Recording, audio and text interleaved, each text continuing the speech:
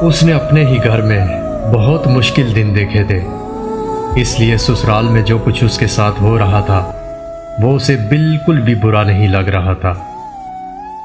उसकी सास उसे हर वक्त खरी खरी सुनाती रहती थी और वो आगे से हमेशा हंसती रहती। एक दिन सास ने उससे पूछा कि बहू, एक बात तो बताओ, मैं तुम्हें इतनी खराब और खरी खरी बातें सुनाती हूँ और तुम कभी पलट कर जवाब नहीं देती, बस हंसती रहती हो। तो वो हंसते हंसते एकदम संजीदा होकर बोली कि जब मैं छोटी थी तो मुझे हमेशा ऐसे लगता था कि मेरी माँ मेरी सगी माँ नहीं है, क्योंकि वो मुझसे घर के सारे काम करवाती थी। अगर कोई काम गलत हो जाता तो वो डांटती थी, कभी कभी मारती भी थी।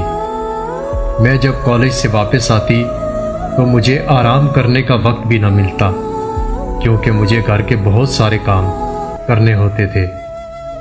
जब मेरे भाइयों की शादियां हुई तो मेरी 2 भाभियां घर में आ गईं, लेकिन मेरी माँ फिर भी मुझसे ही सारे घर के काम करवाती।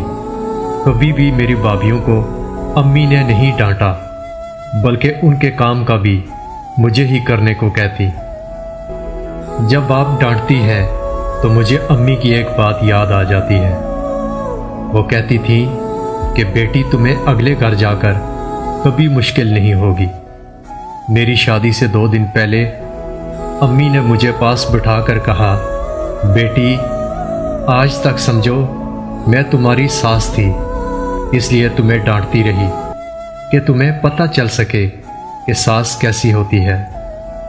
अब तुम्हारी शादी हो रही है और आज से मैं तुम्हारी माँ हूँ। बेटी, तुम्हारी सास जब भी कुछ कह दे तो समझना कि तुम्हारी माँ तुम्हें डांट रही है।